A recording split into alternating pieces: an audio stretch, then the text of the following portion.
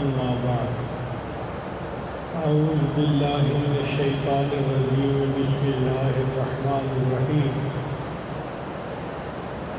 وَلَنَبْلُوَنَّكُمْ بِشَيْءٍ مِّنَ الْخَوْفِ وَالْجُوعِ وَنَقْصٍ مِّنَ الْأَمْوَالِ وَالْأَنفُسِ وَالثَّمَرَاتِ وَبَشِّرِ الصَّابِرِينَ الَّذِينَ إِذَا أَصَابَتْهُم مُّصِيبَةٌ قَالُوا إِنَّا لِلَّهِ وَإِنَّا إِلَيْهِ رَاجِعُونَ أُولَٰئِكَ عَلَيْهِمْ صَلَوَاتٌ مِّن رَّبِّهِمْ وَرَحْمَةٌ وَأُولَٰئِكَ هُمُ الْمُهْتَدُونَ سبحان ربك رب العزة عما يصفون وسلام على المرسلين والحمد لله رب العالمين اللهم صل على سيدنا محمد وعلى آل سيدنا محمد وبارك وسلم۔ اسلامی مہینہ محرم سے شروع ہوتا ہے اور ذی الحجہ پہ جا کر ختم ہوتا ہے۔ ابتدا میں بھی قربانی، انتہا میں بھی قربانی۔ ایک سبق ہے ہم سب کے لیے کہ جو کچھ ہمارے پاس ہے یہ سب اللہ کا دیا ہوا ہے۔ اللہ کے نام سے قربان کرنے کا وقت آئے تو انسان اس میں کمی نہ کرے۔ چنانچہ محرم میں سیدنا حسین رضی اللہ تعالیٰ عنہ کو شہید کیا گیا 10 محرم کو، اور ذی الحجہ میں حضرت ابراہیم علیہ السلام نے اپنے بیٹے اسماعیل علیہ السلام کو اللہ کے نام سے قربان کیا، جس کی وجہ سے عید الاضحیٰ منائی جاتی ہے۔ دونوں قربانیاں ہیں، ایک خلیل کی قربانی ہے، ایک محبوب کے نواسے کی قربانی ہے۔ اب یہ قربانی کے حالات کیسے ہیں اس کا پس منظر ذرا سن لیجیے کہ نبی علیہ السلام کے زمانے میں اللہ نے دین کو بہت قبولیت دی۔ یدخلون فی دین اللہ افواجا، آخری زمانے میں لوگ فوج در فوج، گروہ در گروہ دین میں داخل ہوتے تھے اور اسلامی سلطنت پھیلتی جا رہی تھی۔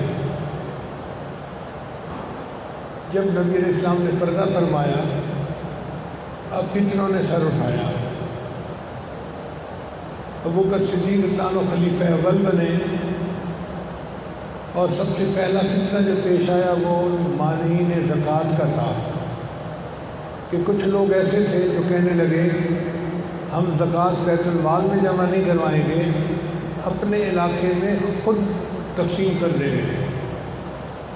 وہ زکوٰۃ کے منکر نہیں تھے مگر اجتماعی نظام کو توڑنا چاہتے تھے، اس سے دین کا ایک سیٹ اپ خراب ہوتا تھا۔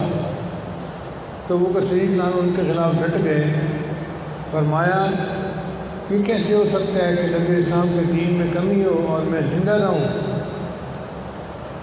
عمر رضی اللہ عنہ جیسے صحابہ نے بھی انہیں کہا کہ اے اللہ کے امیر المومنین، آپ ان کے ساتھ اتنی زیادہ سختی نہ کریں۔ ان کا کیوں نہیں کروں گا؟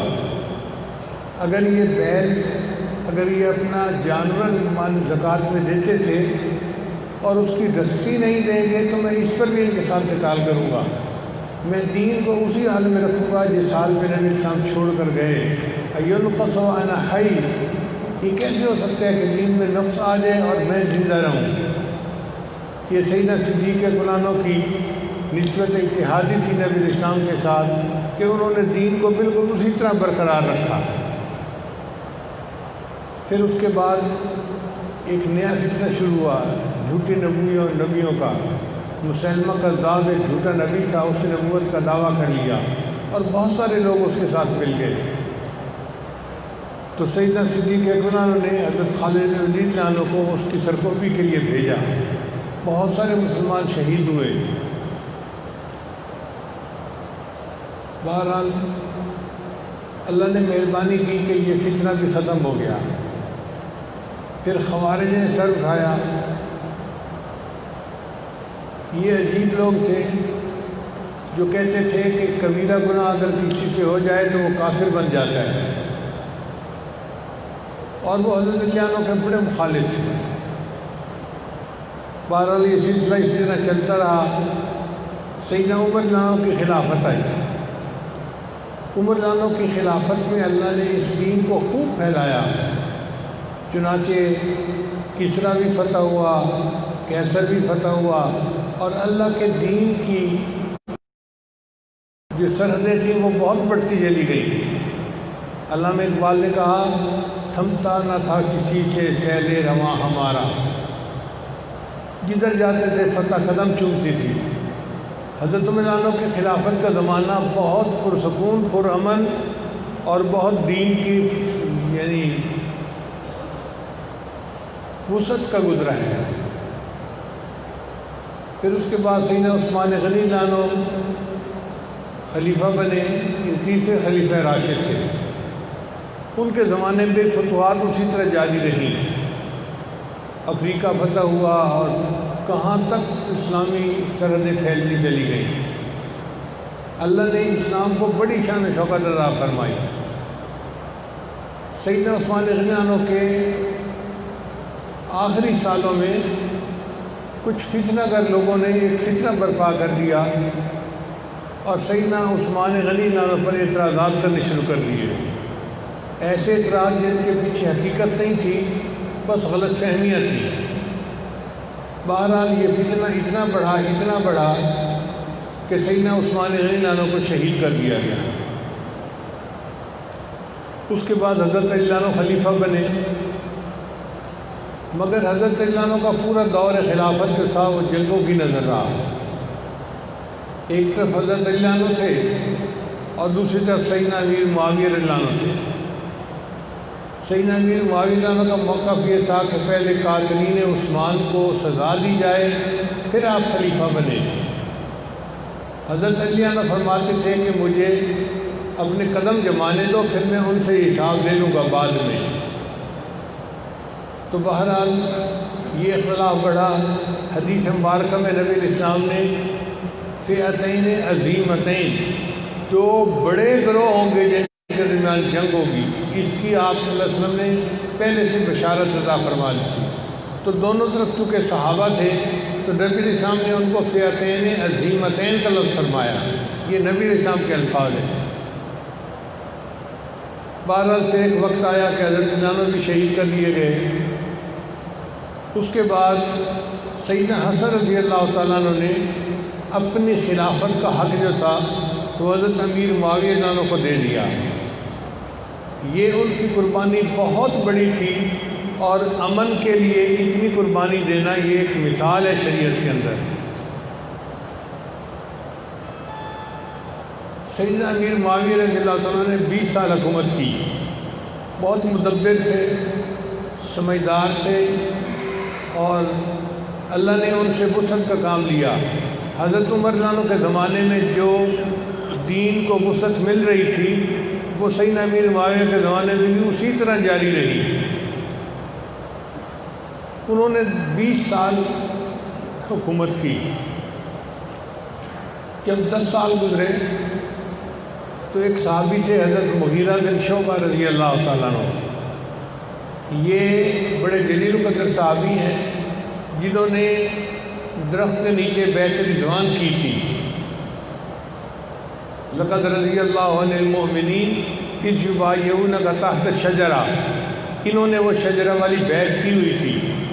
تو انہوں نے سیدنا امیر معاویہ رضی اللہ عنہ کو آ کر ایک بات کہی کہ آپس میں خلافت کے عنوان پہ جو تنازع تھا اس میں 1 لاکھ مسلمان شہید ہوئے، اور بڑی مشکل سے یہ معاملہ ٹلا ہے، اور اب پھر دین اسلام کو وسعت مل رہی ہے اور امن و امان کا سلسلہ ہے۔ میرا جی چاہتا ہے کہ آپ اپنی زندگی میں اپنا کوئی ولی عہد مقرر کر دیں تاکہ آپ کے بعد دوبارہ یہ فتنہ نہ کھڑا ہو جائے۔ اب مشورہ دینے والے نے اخلاص کے ساتھ مشورہ دیا تو سیدنا امیر معاویہ رضی اللہ عنہ نے دیکھا کہ کس کو نائب بنانا چاہیے۔ ان کو جتنے لوگ موجود تھے ان میں سب سے زیادہ بہتر اپنا بیٹا نظر آیا، یزید اس کا نام تھا۔ چنانچہ انہوں نے 10 سال کے بعد یزید کو اپنا ولی عہد متعین کر دیا اور اس پر لوگوں نے ان سے بیعت کر لی۔ جتنے مسلمان تھے سب نے بیعت کی سوائے 5 حضرات کے۔ یہ 5 حضرات نمایاں حضرات تھے، عالم حضرات تھے، بڑے شان رکھنے والے حضرات تھے۔ ان میں سے ایک سیدنا حسین رضی اللہ تعالیٰ عنہ نبی علیہ السلام کے نواسے تھے اور جنت کے سردار تھے، جنت کے نوجوانوں کے سردار تھے، اور ان کی شان بڑی تھی اور ان کو اللہ نے نبی علیہ السلام سے نسبت اتحادی عطا فرمائی تھی۔ ایک انہوں نے بیعت نہیں کی۔ ایک ابو بکر صدیق عنہ کے بیٹے عبد الرحمن بن ابی بکر، وہ بھی جو کہ صدیقی نسبت تھی، ان کو بھی اللہ تعالیٰ نے بڑا علم دیا تھا، انہوں نے بھی بیعت نہیں کی۔ اور تیسرا عبداللہ ابن عباس رضی اللہ تعالیٰ عنہ، یہ امام المفسرین بھی تھے اور نبی علیہ السلام کے بہت قریبی رشتہ دار تھے، انہوں نے بھی بیعت نہیں کی۔ ایک عبداللہ ابن عمر رضی اللہ تعالیٰ عنہ، یہ امام المحدثین تھے، حضرت عمر عنہ کے بیٹے تھے اور ان کی علم کی نسبت بہت اونچی تھی، بہت بلند تھی، یہ بڑے علماء صحابہ میں سے سمجھے جاتے تھے۔ اور 5ویں تھے عبداللہ ابن زبیر رضی اللہ تعالیٰ عنہ، یہ سیدنا صدیق عنہ کے نواسے تھے، زبیر عنہ کے بیٹے تھے۔ اللہ نے علم میں ان کو بھی اونچا مقام عطا فرمایا تھا، تو ان 5 حضرات نے بیعت نہیں کی۔ اب اللہ کی شان دیکھیے کہ وقت کے ساتھ عبد الرحمن بن ابی بکر فوت ہو گئے، تو باقی 4 حضرات رہ گئے۔ ایک سیدنا حسین عنہ، دوسرا سیدنا عبداللہ ابن زبیر عنہ، تیسرا عبداللہ ابن عمر اور عبداللہ ابن عباس عنہ۔ ان 4 میں سے 2 حضرات نے یہ فیصلہ کیا کہ ہمیں بیعت کر کے اجتماعیت کو مضبوط کر دینا چاہیے، چنانچہ عبداللہ ابن عمر عنہ نے اور عبداللہ ابن عباس عنہ نے اس کے ہاتھ پر بیعت کر لی۔ اب باقی 2 حضرات بچ گئے، ایک سیدنا حسین رضی اللہ تعالیٰ عنہ اور دوسرا عبداللہ ابن زبیر عنہ۔ عبداللہ ابن زبیر عنہ کے چاہنے والے مکہ مکرمہ میں بہت زیادہ تھے، اور سیدنا حسین عنہ کے چاہنے والے تو پوری دنیا میں تھے، لیکن مدینہ میں بہت ہی زیادہ تھے۔ اب عبداللہ ابن زبیر عنہ نے تو اپنے لیے عافیت اس میں ڈھونڈی کہ میں مکہ ہی میں رہوں گا، مکہ سے باہر نہیں نکلوں گا، تاکہ جو حاکم ہے وہ میرے خلاف کوئی قدم نہ اٹھا سکے۔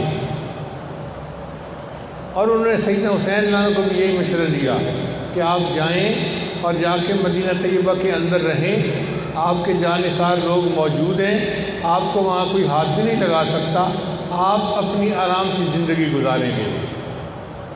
مگر سیدنا حسین عنہ کا معاملہ اور تھا، ان کو کوفہ کے تقریباً 10-12 ہزار لوگوں کے خطوط ملے، جس میں لوگوں نے کہا کہ جی آپ کوفہ آئیں، ہم آپ کے ہاتھ پر بیعت کرنے کے لیے تیار ہیں۔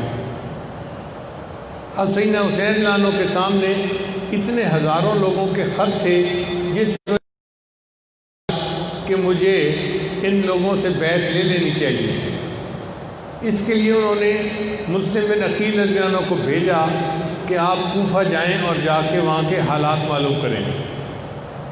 چنانچہ مسلم بن عقیل جب کوفہ آئے تو کوفہ والوں نے ان کا بڑا استقبال کیا، انہوں نے جوش و خروش دیکھا، کوفہ والوں کے حالات کو دیکھا، تو انہوں نے سیدنا حسین عنہ کو خط لکھا کہ جی آپ تشریف لائیے، لوگ آپ کے ہاتھ پر بیعت کرنے کے لیے تڑپ رہے ہیں اور اس وقت بہت ضروری ہے آپ کا آنا۔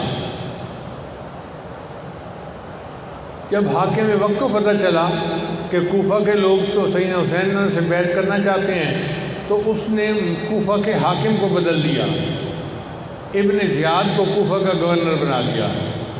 اب یہ ابن زیاد بڑا سخت طبیعت کا آدمی تھا، اس نے آ کر تقریریں کی اور لوگوں کو ڈرایا دھمکایا کہ تم اگر حاکم وقت کی بات نہیں مانو گے، تمہارے ساتھ سختی کریں گے، یہ کریں گے، یہ کریں گے، اور لوگ سہم گئے۔ چنانچہ لوگوں نے اپنی رائے بدل لی۔ اب جب لوگوں کی رائے بدلتی نظر آئی تو جو نمائندے بھیجے تھے مسلم بن عقیل رضی اللہ عنہ، انہوں نے چاہا کہ میں خط لکھ کر سیدنا حسین عنہ کو حالات کا اطلاع دے دیتا ہوں، مگر انہوں نے جس گھر میں پناہ لی وہاں ان کو شہید کر دیا گیا، اور وہ دوسرا خط نہیں لکھ سکے بتانے کے لیے کہ اب حالات وہ نہیں رہے جو پہلے تھے۔ ادھر سیدنا حسین انہوں نے ارادہ کر لیا کہ میں کوفہ چلتا ہوں۔ بعض صحابہ نے ان کو منع بھی کیا کہ آپ اگر جانا چاہ رہے ہیں تو اپنے ساتھ لشکر لے کر جائیں۔ انہوں نے کہا نہیں، اللہ میرے موافق کافی ہے، اور اگر اللہ کو منظور ہے میرا شہید ہو جانا تو میں شہید ہونے کے لیے تیار ہوں۔ موت سے تو وہ لوگ ڈرتے نہیں تھے، ان کے دل میں اللہ تعالیٰ کی محبت ایسی تھی کہ وہ ترستے تھے کہ ہمیں شہادت کا رتبہ نصیب ہو جائے۔ چنانچہ وہ اپنے کنبے کو لے کر، خاندان کی عورتوں مردوں کو لے کر وہاں سے نکلے۔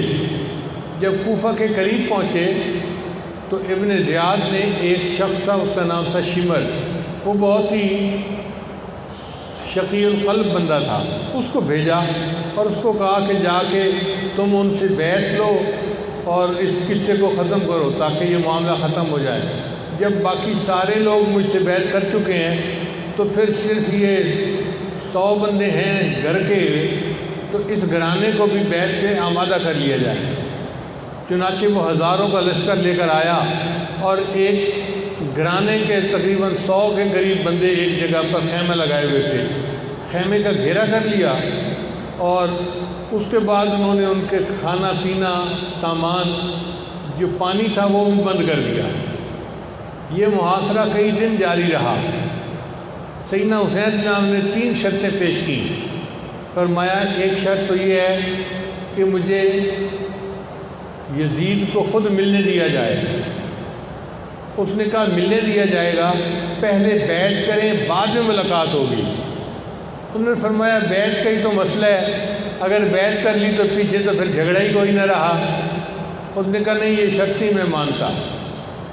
ان کا اچھا دوسری شرط یہ ہے کہ مجھے شام جانے دیا ہے، سرحد پار جانے دیا جائے۔ اس نے کہا نہیں، ہم وہاں بھی نہیں جانے دیتے۔ تیسری شرط رکھی کہ اچھا مجھے مدینہ واپس جانے دیا جائے۔ اس نے کہا نہیں، میں مدینہ بھی واپس نہیں جانے دیتا۔ تینوں شرطیں نہیں مانی۔ ایک کہ آپ اس کے لیے اس کی بیعت کریں میرے ہاتھ پر، اور پھر آپ ان کے ساتھ جا کر ملیں۔ سیدنا حسین جانو تو عزم و استقامت کے پہاڑ تھے، ان کا یہ نہیں ہو سکتا کہ کسی کے پریشر میں آ کے، کسی کے دباؤ میں آ کے میں حق سے ہٹ جاؤں۔ مجھے جتنا مرضی تم پریشرائز کرو گے، میں میں اللہ کے دین کے لیے ڈٹا رہوں گا۔ اگر اس میں میری جان جاتی ہے، میرا پورا کنبہ قربان ہو جاتا ہے تو میں اس کے لیے تیار ہوں۔ حالات کے قدموں میں قلندر نہیں گرتا، حالات کے قدموں میں قلندر نہیں گرتا، ٹوٹے جو ستارہ تو زمین پر نہیں گرتا۔ گرتے ہیں سمندر میں بڑے شوق سے دریا، لیکن کسی دریا میں سمندر نہیں گرتا۔ یہ نہیں ہو سکتا کہ میں بیعت کر لوں پریشر میں آ کے اور اپنے بات کے موقف سے پیچھے ہٹ جاؤں، میں ہرگز نہیں ہٹوں گا۔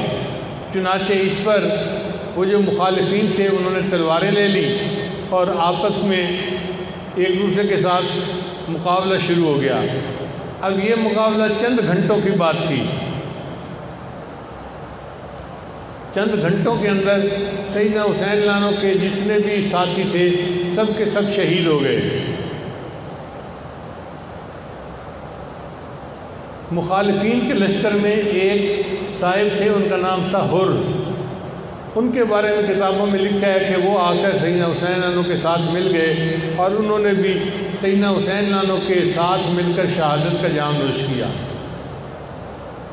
پھر ایک وقت آیا کہ جب سارے مرد شہید ہو گئے، عورتیں خیمے میں تھیں، اور خیموں میں ایک حضرت حسین لانو کے بیٹے تھے زین العابدین رحمۃ اللہ علیہ، بڑے عالم تھے مگر ان کو بخار تھا، بیمار تھا، تو وہ بھی خیمے کے اندر ہی تھے۔ باقی سارے مرد شہید ہو گئے۔ ایک وقت آیا کہ سیدنا حسین لانو اکیلے رہ گئے، تو سیدنا حسین لانو نے خود مقابلہ کیا۔ اب آپ اندازہ لگائیے کہ چاروں طرف سے مخالفین نے گھیرا کیا ہوا ہے اور ہزاروں کی تعداد میں ہیں، اور یہ اکیلے ہیں اور ان کے ساتھ نمرد آزما ہیں اور ان کو موت سے کوئی ڈر نہیں ہے، بلکہ یہ اللہ کے دین کے لیے اپنی جان کا نذرانہ اپنے اللہ کو پیش کر رہے ہیں۔ اتنے میں عصر کی نماز کا وقت آ گیا تو سیدنا حسین نے عصر کی نماز قضا نہیں کی بلکہ عصر کی نماز پڑھنی شروع کر دی۔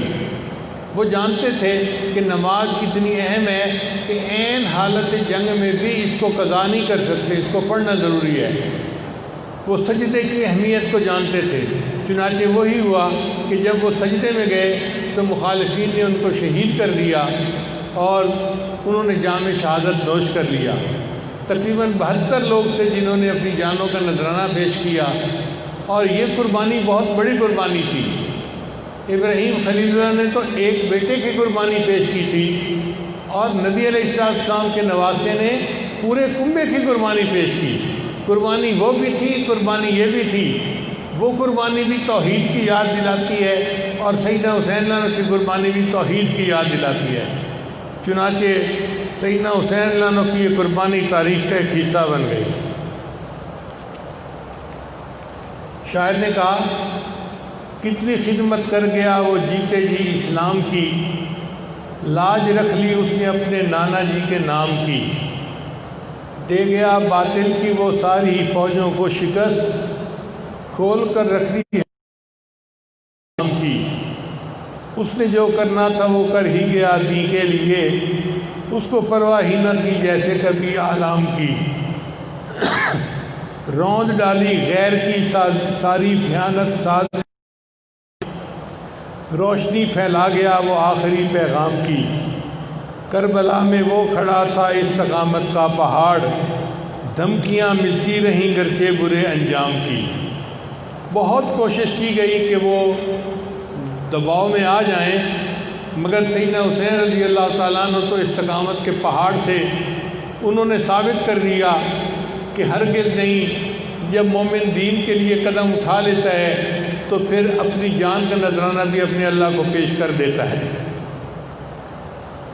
ہری ہے شاخ تمنا ابھی جلی تو نہیں، دبی ہے آگ جگر کی مگر بجھی تو نہیں، جفا کی تیغ سے گردن وفا شعاروں کی، کٹی ہے برسر میدان مگر جھکی تو نہیں۔ مومن کی گردن کٹ سکتی ہے مگر باطل کے سامنے جھک نہیں سکتی۔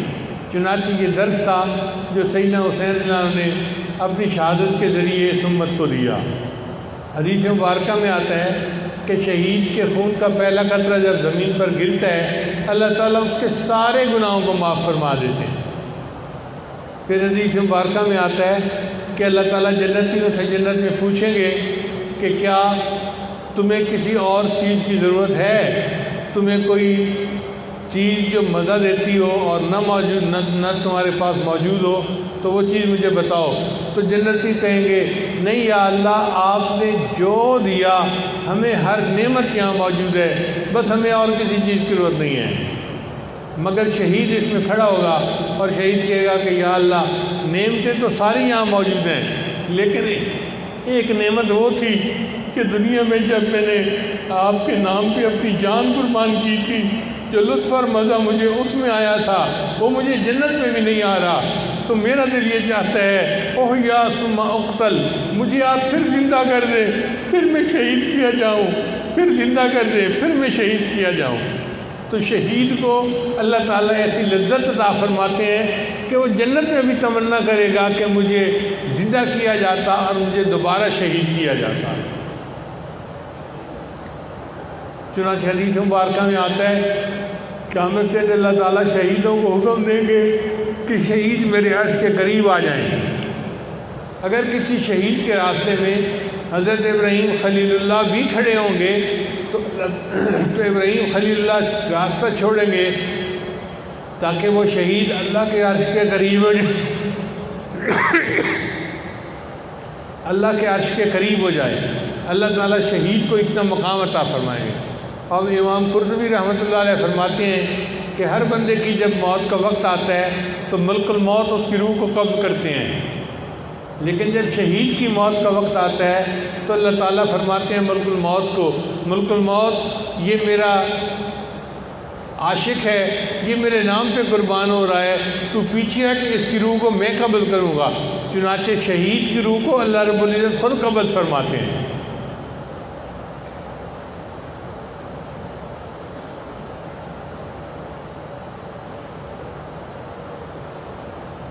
سیدنا حسین عنہ نے پوری امت کو یہ سبق دیا، جس کو ایک شاعر نے اشعار میں یوں کہا ہے: تم یوں ہی سمجھنا کہ فنا میرے لیے ہے، تم یوں ہی سمجھنا کہ فنا میرے لیے ہے، پر غیب میں سامان بقا میرے لیے ہے۔ اللہ کے رستے کی جو موت آئے مسیحا، اکثیر یہی ایک دوا میرے لیے ہے۔ کیا غم ہے جو ہو ساری خدائی بھی مخالف، کافی ہے اگر ایک خدا میرے لیے ہے۔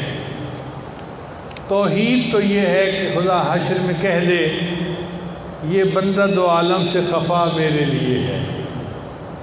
ایک اللہ کے لیے اپنی جان کو قربان کر دینا اور دین کو اپنی جگہ کے اوپر سلامت رکھنا، یہ بہت بڑی کامیابی تھی۔ آج لوگ تقاریر میں رافضی حضرات بہت عجیب و غریب قسم کی حکایتیں سناتے ہیں۔ ان حکایتوں کا راوی کون ہے؟ پوچھا کریں ذرا۔ آپ بتائیں کہ جتنے سیدنا حسین عنہ کے حامی تھے وہ تو سارے شہید ہو گئے، خود سیدنا حسین عنہ بھی شہید ہو گئے، تو مرد تو کوئی تھا نہیں جو ان باتوں کی روایت واقعات کی بعد میں کرتا۔ باقی رہ گئیں عورتیں، تو عورتیں خیموں میں تھیں۔ اب خیمے میں عورتیں ہوں اور باہر کشتی ہو رہی ہو دو بندوں کی، تو عورتوں کو پتہ بھی نہیں چلتا باہر کیا ہو رہا ہے۔ وہاں تو گھیرے کے اندر جنگ ہو رہی تھی، تو کسی کو کیا پتا کہ باہر کیا ہو رہا ہے۔ اور اگر کوئی مرد تھا تو زین العابدین تھے جو بیمار تھے اور خیمے کے اندر تھے، تو وہ بھی ان باتوں کی روایت نہیں کر سکتے۔ اس سے پتہ چلتا ہے کہ جتنی روایات کربلا کے بارے میں ہیں وہ ساری کی ساری یزیدی فوجیوں کی ہوئی ہیں اور انہی کی روایتیں بیان کی ہوئی ہیں، اس کے اندر کوئی حقیقت نہیں ہے۔ ان روایات کے پیچھے مت جائیں، بس یہ ذہن میں رکھیں کہ اللہ کے محبوب صلی اللہ علیہ وسلم نے اپنے نواسے کو دین کی قربانی کے لیے ایسی تربیت دی تھی کہ ان کے نواسے نے دین کی خاطر پورا کنبہ قربان کر کے دکھا دیا۔ اس کو علامہ اقبال نے یوں کہا ہے: غریب و سادہ اور رنگین ہے داستان حرم، کہ حرم کی داستان غریب کا مطلب ہوتا ہے انوکھی، 1 in million، اس کو غریب کہتے ہیں۔ غریب و سادہ اور رنگین، رنگین سے مراد یہ کہ خون بہا ہے۔ غریب و سادہ اور رنگین ہے داستان حرم، نہایت اس کی حسین ابتدا ہے اسماعیل۔ اس کہانی کی ابتدا اسماعیل علیہ السلام سے شروع ہوئی کہ انہوں نے اللہ کے نام پہ اپنی جان قربان کی تھی، اور اس کی انتہا سیدنا حسین عنہ پہ ہوئی کہ سیدنا حسین عنہ نے اپنا پورا کنبہ قربان کروا دیا تھا۔ اس میں کوئی شک نہیں کہ سیدنا حسین عنہ کی قربانی بہت بڑی قربانی ہے۔ اللہ تعالیٰ ہمیں سیدنا حسین عنہ کے ساتھ سچی محبت عطا فرمائے اور جنت میں ان کے قدموں میں جگہ عطا فرمائے۔ نبی علیہ السلام نے فرمایا: الحسین منی و انا من الحسین۔ یہ نبی علیہ السلام کے ساتھ سچی نسبت اتحادی ہونے کی دلیل ہے ان کے پاس۔ آج چونکہ 8 محرم کا دن ہے، اس لیے واقعہ کربلا کے بارے میں نے چند باتیں تاریخی آپ کی خدمت میں پیش کر دیں۔ کسی شاعر نے کہا: کٹا کر گردنیں دکھلا گئے ہیں کربلا والے، کٹا کر گردنیں دکھلا گئے ہیں کربلا والے، کسی بندے کے آگے جھک نہیں سکتے خدا والے۔ جو اللہ والے ہوتے ہیں وہ اللہ کے علاوہ کسی کے آگے نہیں جھکتے، بندوں کے آگے تو جھک ہی نہیں سکتے۔ اللہ تعالی ہمیں بھی ایسا ایمان عطا فرمائے، ایسی ہمت اور ایسی استقامت عطا فرمائے۔ وآخر دعوانا ان الحمد للہ رب العالمین۔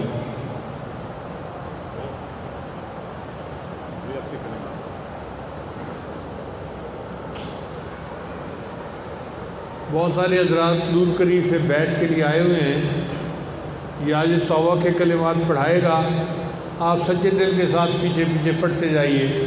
بسم اللہ الرحمن الرحیم۔ لا الہ الا اللہ محمد الرسول اللہ آمنت باللہ وملائکتہ وکتبہ ورسلہ والیوم الآخر والقدر خیرہ وشرہ من اللہ تعالی والبعث بعد الموت آمنت باللہ کما ہوا باسمائہ وصفاتہ وقبلت جمیع احکامہ اقرار باللسان وتصدیق بالقلب اشہد ان لا الہ الا اللہ واشہد ان محمدًا عبدہ ورسولہ استغفر اللہ ربی من کل ذنب واتوب الیہ برحمتک یا ارحم الراحمین۔ ان کلمات کو پڑھنے سے بیت ہو چکے ہیں۔ چند معمولات ہیں جن کو کریں گے تو اللہ تعالیٰ دل کو منور کریں گے۔ پہلا عمل 100 مرتبہ استغفار صبح و شام پڑھنا، دوسرا عمل 100 مرتبہ درود شریف صبح و شام پڑھنا، تیسرا عمل قرآن مجید 1 پارہ تلاوت روزانہ کرنا، چوتھا چلتے پھرتے ہر وقت دل میں اللہ کو یاد کرنا، اس کو وقوف قلبی کہتے ہیں، اور 5واں عمل ہے مراقبہ۔ مراقبے کا طریقہ یہ ہے کہ جب نماز پڑھ کے فارغ ہوں تو تھوڑی دیر کے لیے اللہ کی طرف متوجہ ہو جائیں، آنکھیں بند کر لیں، یہ سوچیں کہ اللہ کی رحمت آ رہی ہے، دل میں سما رہی ہے، دل کی ظلمت اور سیاہی دور ہو رہی ہے، اور میرا دل اللہ اللہ اللہ کہہ رہا ہے۔ انشاءاللہ یہ چند منٹ کا مراقبہ دل میں اللہ کی محبت کو پیدا کرے گا اور آپ خود اس کی حرارت کو محسوس کریں گے۔ اللہ تعالیٰ سب کو اپنے مقبول بندوں میں شامل فرمائے۔ جزاک اللہ۔